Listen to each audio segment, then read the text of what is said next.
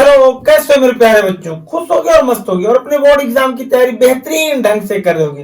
तो आज हम लोग बेटा अपने इस प्यारे से यूट्यूब चैनल उमेश गुरुकुल पर क्लास 10th का लास्ट चैप्टर यानी कौन सी, सांख्यिकी के सारे फार्मूले का अध्ययन करेंगे। देखो बेटा, ये चैप्टर ऐसा है ना कि बिना फार्मूले के तो कुछ भी काम नहीं किया जा सकता, और दूसरी चीज तुम्हें अच्छे नंबर दिलाने वाला और सबसे सरला चैप्टर है। फार्मूले याद रखो जिससे अच्छे नंबर पा जाओ। देखो, पहली बात है कि अगर कोई सारणी के रूप में दिया रहेगा माध्य निकालने के लिए, तो जितने भी दिए रहेंगे कुल पदों का योग कर देना और बटे कुल पदों की संख्या निकाल देना। बात समझ में? क्या कर देना? कुल पदों का योग निकाल लेना और बटे कुल पदों की संख्या। लेकिन अगर कहीं बारंबारता और यक्ष दोनों दे दिया गया है तो एक फार्मूला एफ से निकाल लेना। जानते होंगे कैसे एफ निकाला जाता है, और बटे यफ निकाल लेना। अगर कभी वर्ग अंतराल दिया हो तो मध्यमान यक्ष का मान कैसे निकालते हैं? जैसे 10 से 20 दिया हो तो ये देखो, उच्च सीमा माने 20 और प्लस 10 दोनों को जोड़कर बटे 2 कर देना। 20 10 30 बटे 2, यानी इसका मध्यमान 15 आएगा। बात समझ में आई? जरा मुस्कुराओ क्योंकि अंतिम चैप्टर पर है। और अगर वर्ग का देखो क्या निकालना है, विचलन डी, तो वर्ग का माध्यमान और माइनस क्या कर देना, कल्पित मान। क्या कर देना? माध्यमान में से क्या घटा देना, कल्पित मान।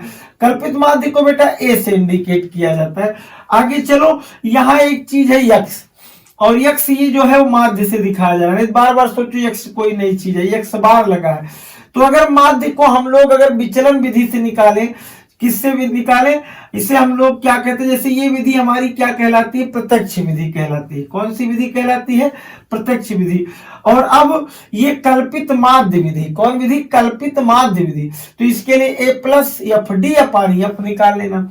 और एक तीसरा है कि अगर तुम्हें पग विचलन विधि कहेगा तो ये हम लोग एक्स बार बराबर यानी माध्य बराबर ए प्लस एफ यू और upon F, summation of F U upon F into H निकाल देना। एच क्या होता है?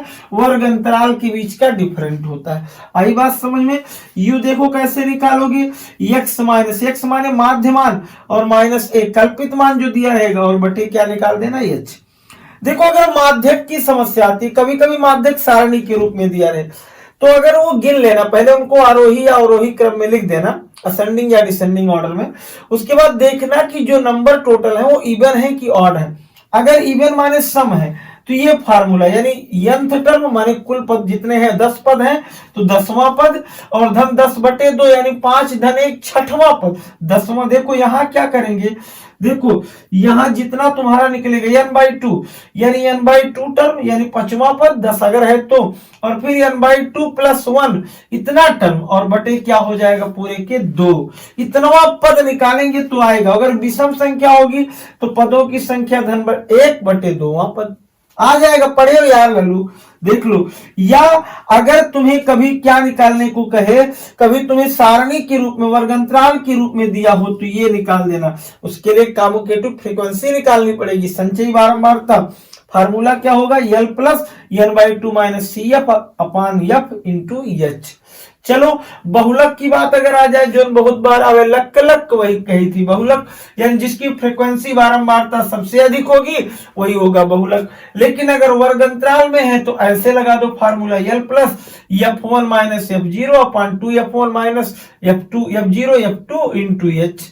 और एक अंतिम में रामबाण फार्मूला है, कौन सा? बहुलक बराबर 3 गुणे माध्य माइनस 2 गुणे 3 गुणे माध्यक माइनस 2 गुणे माध्य। तो इस तरीके से तुम्हारा यह चैप्टर बेटा खत्म।